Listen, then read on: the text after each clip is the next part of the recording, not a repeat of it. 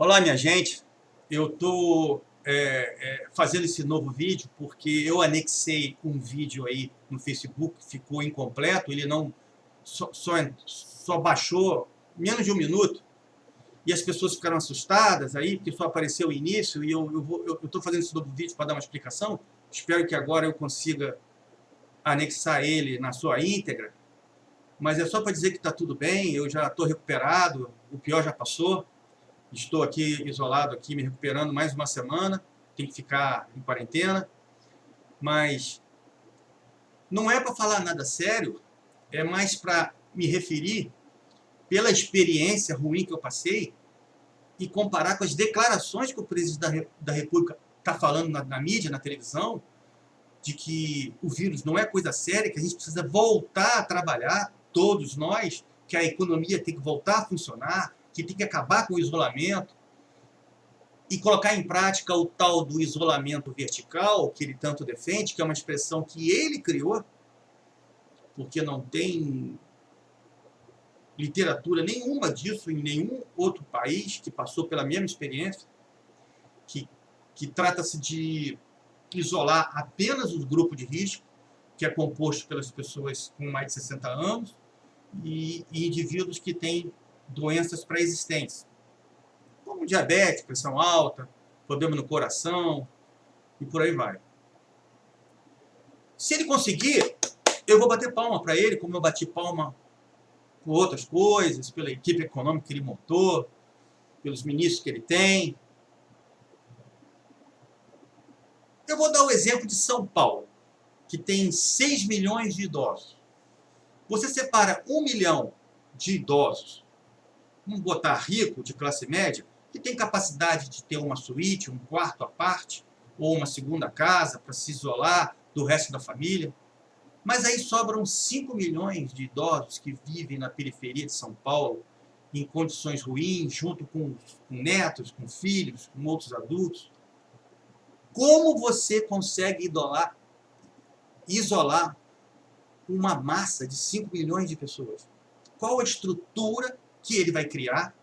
Se ele tem algum planejamento inicial para abrigar 5 milhões de pessoas, isoladas das outras pessoas. Como é feito esse planejamento? É evidente que isso não foi colocado em prática em lugar nenhum. Então, isso trata de uma irresponsabilidade, porque eu estou vendo aí nas redes sociais, parentes meus, amigos, companheiros, replicando tudo que o Bolsonaro fala.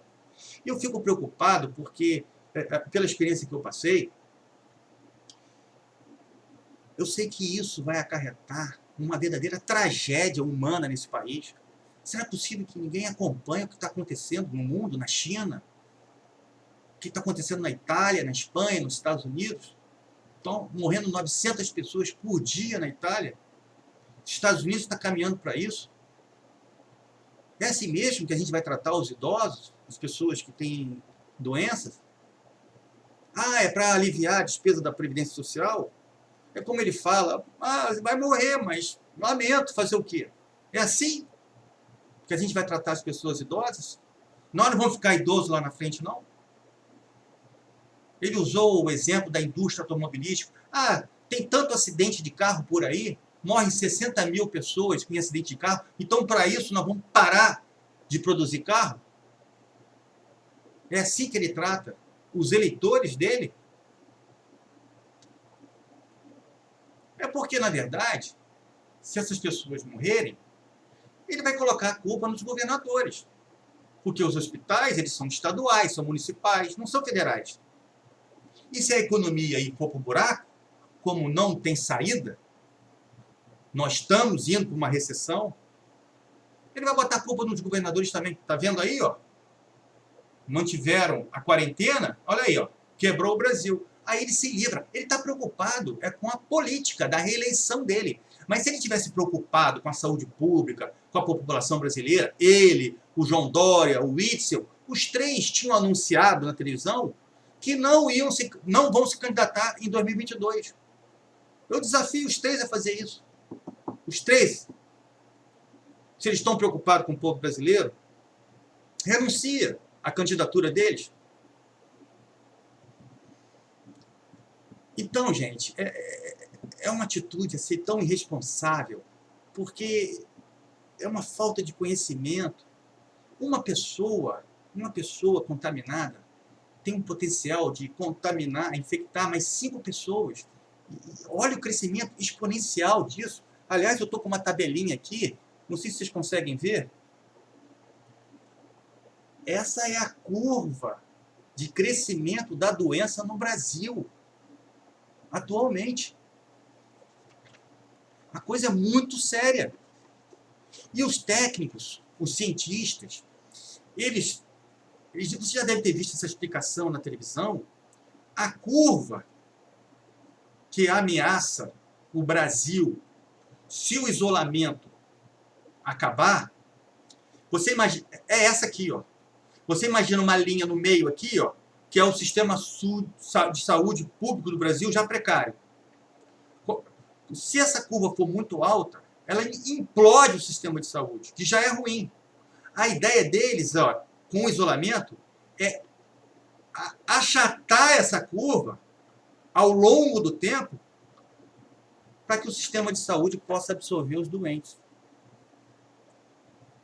Se você não concorda com isso, como muitas vezes eu estou lendo aí nas redes sociais, você acha que todo mundo tem que voltar a trabalhar? Por que você não volta, então? Porque ficar em casa, em quarentena, e mandando os outros trabalhar, é fácil. Vai trabalhar, pô. Vai pra rua. Não adianta que a economia não vai recuperar. As pessoas não estão consumindo. Se as pessoas não estão consumindo, não adianta produzir. O que tem que funcionar são os serviços essenciais. Saúde, alimentação, supermercado, farmácia, transporte de carga, a polícia, corpo de bombeiro. Esses serviços estão funcionando. A agricultura. Já estão funcionando para não provocar um desabastecimento. E o governo, o que o Bolsonaro tem que se preocupar é criar uma renda básica para cada brasileiro que está em situação vulnerável. É isso que ele tem que se fixar. Uma renda básica para as pessoas poderem sobreviver esse período.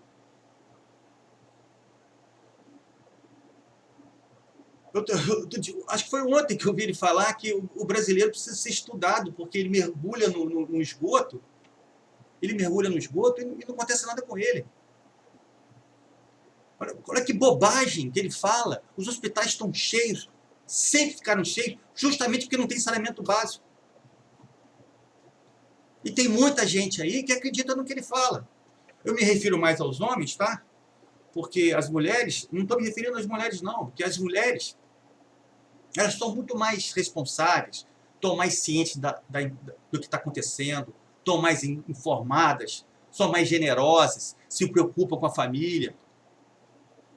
E ainda mais, elas são mais resistentes a vírus.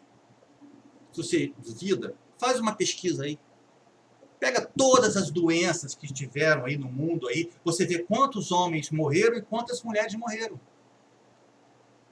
Esse vírus aí mata 65%, matam os homens. Os homens, eles morrem primeiro que as mulheres. Elas são mais resistentes aos vírus. Por isso que tem mais viúva do que viúvo. E chamam elas ainda de sexo frágil ainda. Então, gente, eu queria dizer para vocês, para encerrar aqui, para não ficar muito longo, é que a gente precisa ter muita tranquilidade nessa hora. Muita tranquilidade, muita solidariedade. Esse período vai passar. Nós vamos superar isso. E em breve tempo, nós vamos poder abraçar e beijar as pessoas que a gente mais ama. E vamos reconstruir esse país. As nossas empresas, nossos empregos, vai voltar o nosso salário e nós vamos dar a volta por cima. É essa a mensagem que eu quero passar para vocês, tá bom? Um grande abraço.